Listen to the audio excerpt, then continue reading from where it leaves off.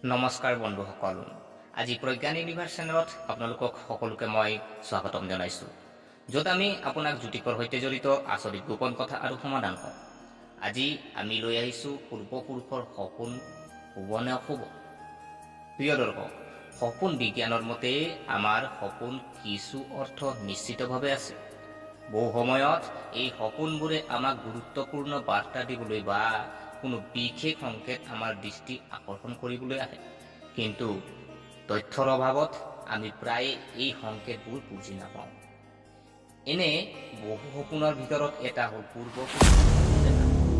হয়, কোনবোৰ মানুহ নাৰ্ভাছ হৈ পৰে আৰু আপুনি চাব ভাবিবলৈ আৰম্ভ কৰে যে তেওঁলোকৰ পূৰ্বপুৰুষ কিয় সপোনত আহিছিল। পূৰ্বপুৰুষৰ সপোন কি বিশেষ সংকেত সূচায় আমি জানো আহকচোন। গতিকে পলম নকৰি আহক ভিডিঅ'টো আৰম্ভ কৰোঁ। প্ৰিয় দৰ্শক, আপুনি কেতিয়াবা পূৰ্বপুৰুষৰ সপোন দেখিছে নেকি? পূৰ্বপুৰুষৰ সপোনৰ গুৰুত্ব যদি চোৱা হয়, সপোন বিজ্ঞানৰ মতে যেতিয়া আমাৰ পূৰ্বপুৰুষৰ সপোনত আহে তেতিয়া তেওঁলোকে আমাক এটা বাৰ্তা দিব বিচাৰে। যদি কোনো বিশেষ পৰিস্থিতিত দেখা দিয়ে তেন্তে এই সংকেত আৰু অধিক গুৰুত্বপূৰ্ণ হ'ব পাৰে। প্ৰিয় দৰ্শক, আপুনি কেতিয়াবা সপোনত পিতৃ মাতৃক দেখিছে?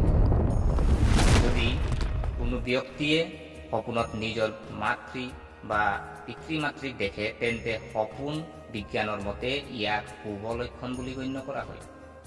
এই সপোন ভৱিষ্যতে কৰ্মক্ষেত্ৰত সফলতা আৰু সন্মানৰ প্ৰতীক হ'ব পাৰে।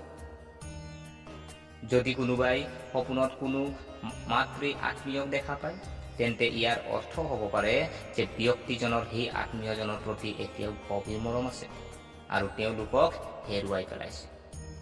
প্ৰিয় দৰ্শক, সপোনত আপুনি কেতিয়াবা পূৰ্বপুৰুষক মিঠাই বিতৰণ কৰা দেখা যায় নেকি? তেন্তে ইয়াক অতি শুভ বুলি গণ্য কৰা হয়। ইয়াৰ দ্বাৰা ইংগিত পোৱা যায় যে তেওঁলোকৰ কোনো অপূৰণীয় ইচ্ছা আছে বা তেওঁলোকে আপোনাক আগন্তুক কোনো পৰিঘটনাৰ বিষয়ে সতৰ্ক কৰিব বিচাৰিছে। প্ৰিয় দৰ্শক, সপোনত আপুনি কেতিয়াবা পূৰ্বপুৰুষক আবেগেৰে আবিৰ্ভাৱ হৈ দেখিছে নেকি? যদি এনেকে দেখিছে, সপোনত যদি পূৰ্বপুৰুষসকলে সুখৰ আবেগেৰে আবিৰ্ভাৱ হয় তেন্তে সেয়া এক শুভ লক্ষণ। এই সপোন পৰিয়ালত সুখ আৰু সমৃদ্ধি বৃদ্ধিৰ সূচক আৰু ইয়াৰ দ্বাৰা আপোনাৰ পূৰ্বপুৰুষৰ আশীৰ্বাদ আপোনাৰ পৰিয়ালৰ ওপৰত যে আছে সেই কথা প্ৰকাশ কৰে। বন্ধুগণ, সপোনত কেতিয়াবা আপুনি পূৰ্বপুৰুষক ক্ৰোধিত দেখায়? যদি সপোনত পূৰ্বপুৰুষ ক্ৰোধিত দেখা দিয়ে তেন্তে সেয়া শুভ বুলি গণ্য কৰা হয়। ইয়াৰ দ্বাৰা তেওঁলোকে আপোনাৰ ওপৰত অসন্তুষ্ট হোৱাৰ ইংগিত দিব পাৰে বা আপোনাৰ পৰিয়ালৰ ওপৰত পিতৃৰ প্ৰভাৱ থাকিব পাৰে।